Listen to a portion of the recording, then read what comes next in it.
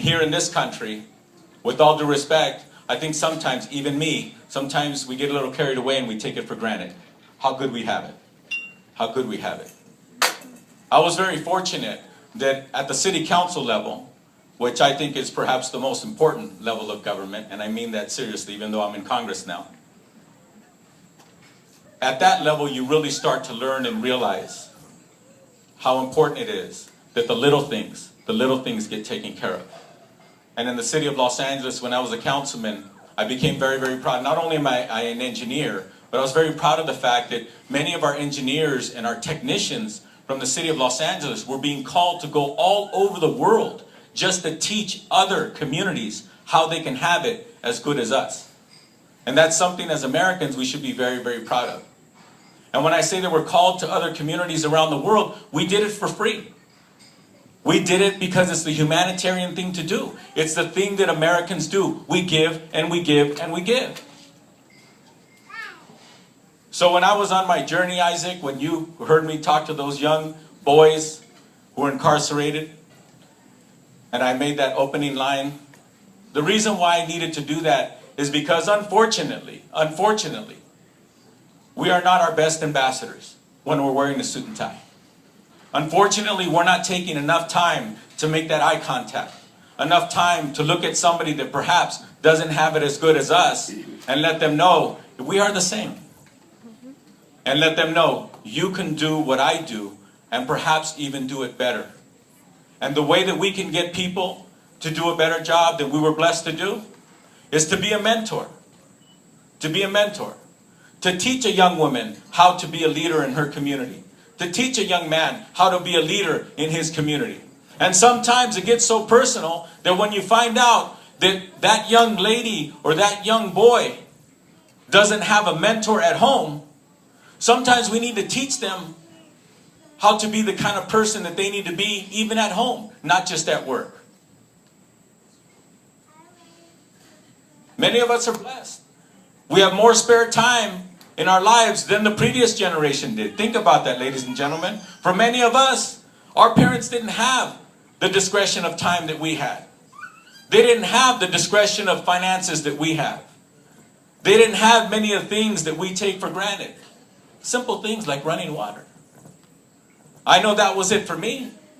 I was very, very blessed that I was raised by two immigrants with a first and second grade education. They did not know what college was.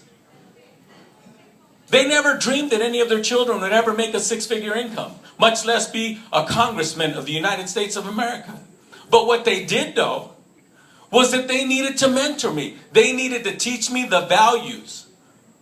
The simple values of self-respect, the simple values of respecting others. The value of respecting your family name. And because of that, I walked the first precinct in my life when I ran for the state assembly. The Los Angeles Times said that the kid from Pacoima can't stand a chance. He's going to come in third place, and there's really only three people running to speak of. They wrote my political obituary in my very, very first campaign. And honestly, I didn't know much about what I was doing. I didn't know much about politics. Remember, I said I was an engineer, and then I was a businessman. And I walked my first precinct ever in my life in my own campaign for the state assembly. And we won by 22 points in that race. Why? Because 400 people, half of them didn't even speak English, saw something in me and believed enough in me to say, I'm going to help you represent me and my children. I remember one day a woman stopped, she walked by our campaign office, and she had a little kid in a stroller, a little baby, maybe 1 year old. And she looked and she stopped, and I happened to see her. I was in the campaign on a Saturday morning. She swung around the back where the door was, and she spoke to me, and she said, "What are you doing?" And she happened to run to me. I was in the back helping people put the lawn signs in the back of their cars so they could take them out, and I was thanking people. And she asked me what we were doing, and I told her, well, I'm running for state assembly and this and that. She goes, oh, really? Why? So I explained to her very simply, well, I was born in this neighborhood, and nobody ever from this neighborhood has ever represented us, etc., etc. And she looked at me and she goes, can I help? And I looked at her and I said, sure. And then I said, well, this is what we do. We knock on doors, we call people, etc., and all these things. And she looked at me like, no, I'm not going to do that. So she looked, she goes, this place is a mess. Can I clean it for you? And I looked at her and I said, oh, please, if you want to. She goes, well, where's the broom? We forgot where it was. So we found her a broom and stuff like that. But for hours and hours, she cleaned the place for us and did a wonderful job. Maybe that's what she did for a living, I don't know. But she did it for us. She was inspired to be a part of that campaign. And I will never, ever, ever forget this part. Before she left that day, and some of us were kind of embarrassed, and some people tried to get her to get off her hands and knees. She was picking staples out of the carpet. Like if it was somebody's home. She didn't speak English. She wasn't registered to vote. I tell you that story because my father wasn't around anymore. He had passed away. He couldn't help me clean that place. I guarantee you, if Andres Cardenas, or the first grade education, was part of that campaign, he would have not talked on the phones. He would have not knocked on doors. Maybe he would have built some lawn signs. But he would have been cleaning that place to make sure that he contributed. Because he loved this country. He really, really did. He loved the country he came from. But he loved this country because his 11 children got to get the things that they never got. First and second grade, my mother and father, for the rest of their life, all they did was work, work, work. From the age of 5 and 6. And Richard, my oldest brother, right here, went to UCLA, became a mechanical engineer. Not too many brown mechanical engineers on that campus, Richard, remember? But he did it. He competed with the best, and he proved that he belonged there. My sisters and brothers, doctor's degrees, master's degrees, bachelor's degrees. Why?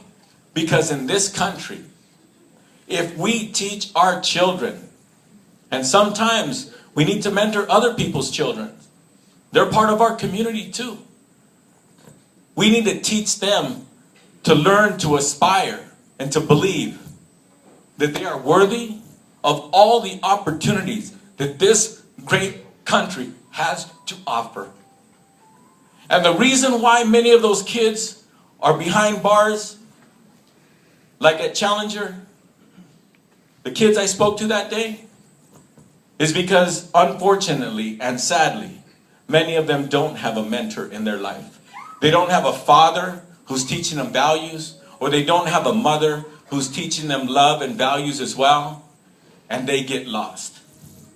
And those children who get lost are the children of our community. They are the children of our country. Senator, you flew jets, right? No, you didn't? Your father did. I saw you in a uniform there.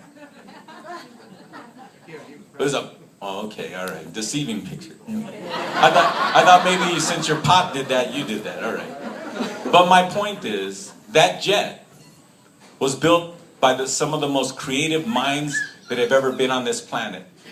And those are American minds. And one of the things that we're losing at a fast pace in this country, ladies and gentlemen, we're losing our creative edge.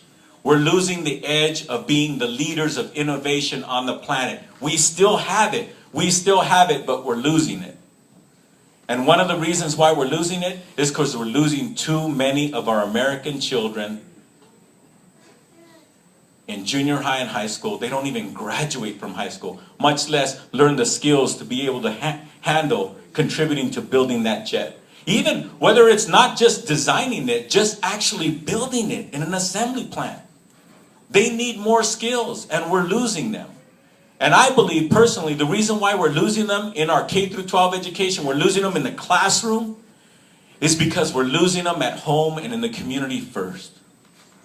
Now, whether it's a church that takes on that responsibility, And I don't care what denomination it is, as long as they take on that responsibility and give to those children of that community, that's the way we should do it. If it means an employer